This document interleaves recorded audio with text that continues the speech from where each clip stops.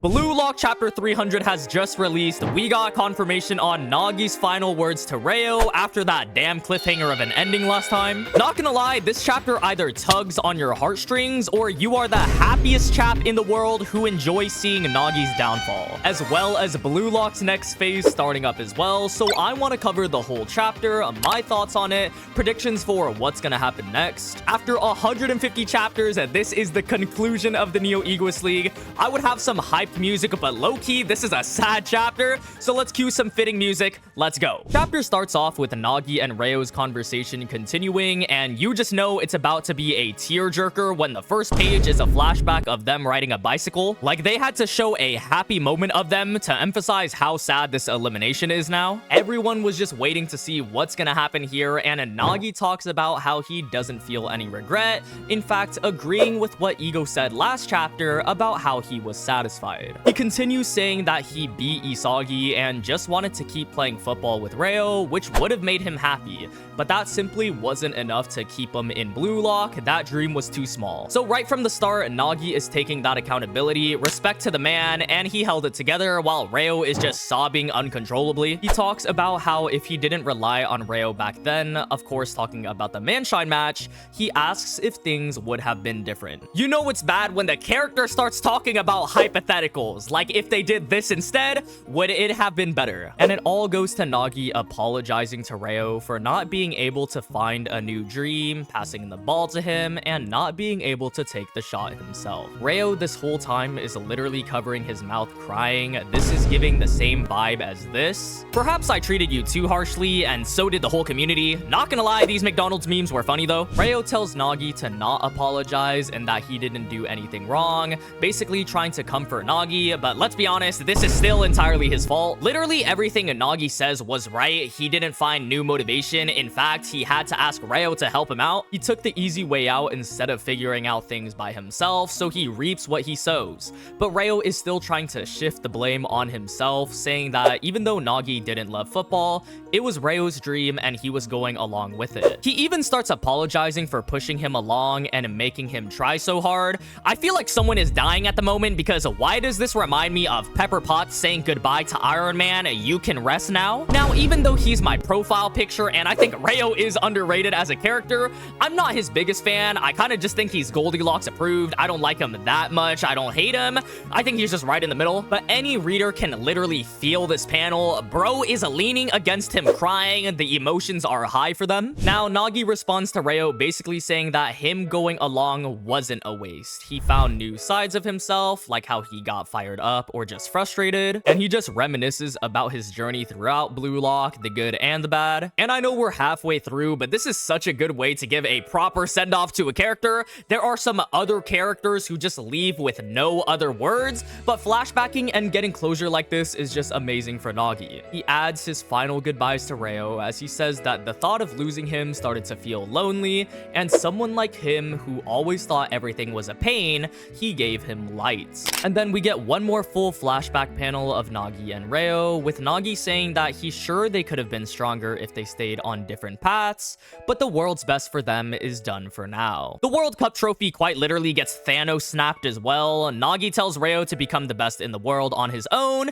and we get a Shanks and Luffy type of panel here. And that about wraps up Nagi and Reo's conclusion. Before we get into other player reactions, I think this was such a good send-off. Again, there are some people that are bawling their eyes out and some people popping champagne. Regardless, this was an emotional goodbye. I'm neutral with it. I think this is good writing to eliminate him. The memes are funny, but they do a damn good job of making this sad. As Nagi walks off, we get other player reactions. Igaguri is standing there crying, more likely for himself because he placed last. Barou is also there, and I'm glad they included his reaction because him and Nagi's rivalry was low-key underrated. Another thing is, how is bro sweating? Ain't he watching the game? Was he jumping for joy at seeing Isagi score? Zansetsu is here as well, and for some reason he's in a Munchen kit. They thought the gang was back together, and it looks like he's showing emotion with a tear streaming down his face. On the other hand, Chigiri is just staring with no emotion on his face. He really trying to be nonchalant like Leorio. Basically little to no emotion from Chigiri. Honestly, I expected a little bit more of a reaction from him since, you know, they were teammates in the second selection.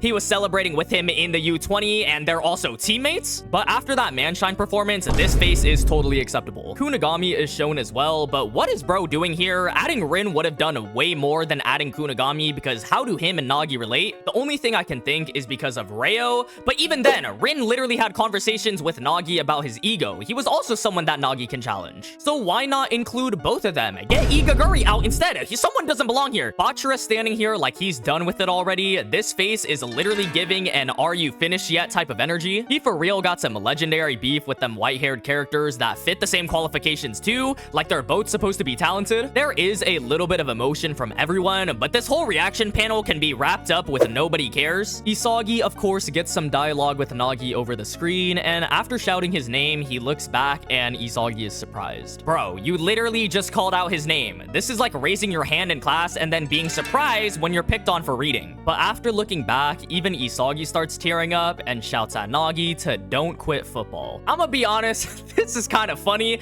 This guy for real only cares about football. Like, no thank you for the memories, our friendship, the carry, no goodbye, just don't quit. So it's kind of funny timing, but obviously this is good enough. Like, their whole friendship is based on football, so he's telling him not to give up. If you look at it further, he's not just saying that, but it is funny to think about it on first impression.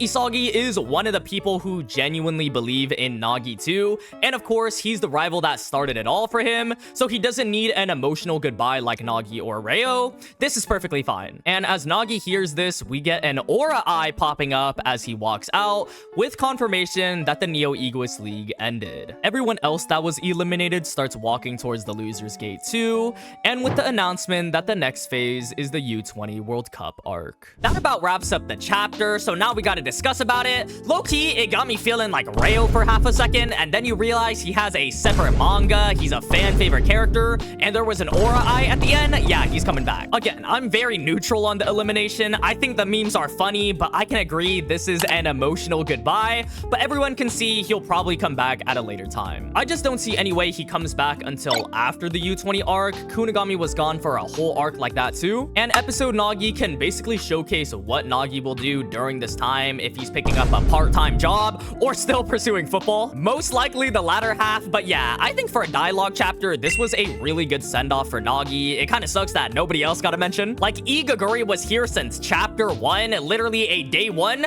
He defended Rin twice in the game. I get that he kind of had a send-off earlier, but nobody else did as well. They all just kind of left. It doesn't really matter though. The whole content of this chapter was really well written, from Nagi and Reo getting closure to Isagi shouting out to Nagi. I saw a lot of people saying they were just yapping this chapter, but what is different? Literally after every game ends with a dialogue chapter explaining something. So I think that's just mostly Nagi and Reo haters saying that. Anyways, the next arc is the U20 World Cup. Now, I'm super excited for this. I'm unsure if we're either time skipping to the U20 World Cup or if we're getting a training arc beforehand. So I did some analysis. The U20 World Cup before the NEL started was in 100 days, and the Neo Egoist League was 1 game per 10 days, and there were 5 games. So 50 days in total, which means that the World Cup is in 50 days. Which puts into perspective how fast the Neo Egoist League was. Like, Isagi really evolved that much in just 50 days. They could theoretically run another NEL and be on time for the U20 World Cup, but obviously they're gonna do something else. 50 days is a long time, so are they going to time skip? We've seen BLUELOCK time skip before, from the 3rd selection to the BLUELOCK versus U20 match. Instead of a time skip though, I think we're gonna have a training arc specifically to decide formations and positions. I mean, it's kind of just common sense because Ego isn't gonna put randoms on the field and call it a day, especially because a lot of people were playing on different teams during the NEL. That way as well, we can test out new chemical reactions like Isagi and Shido. It's basically gonna be a mirror of what the 3rd selection was before the U20 game, but it's not gonna be entirely like the 3rd selection. There's definitely gonna be a different approach to this. I've been saying this for the longest time. They should do an 11 versus 11 BLUELOCK match, since there is 23 players on the roster and 2 goalkeepers. I know people want to see the U20 World Cup right away, but this is something I think people would want to see and are willing to basically push off the U20 World Cup for a few more chapters to just see this. If it was something basic like the 3rd selection again, I feel like people would just want the U20 World Cup to start right away. But if it's something we've never seen before, like an 11 versus 11 with every single player, that would be super hype. I'm not entirely sure how it would work. I might make a video theorizing more about that, but on paper, it sounds hype as hell. We are on break for next week, so it'll be a while till we get the next chapter, Parade, which is obviously obviously gonna be a celebration chapter for the end of the NEL. I'm excited to see what they tease as we're nearing the end of the volume. 3 more chapters until it ends on chapter 304. We still haven't gotten any confirmation about the Ray Dark and Burot Sutsa conversation, so this could very well be solved in the next few chapters. I'm super excited. We are finally getting a new arc, like the NEL is finished. It doesn't even feel real.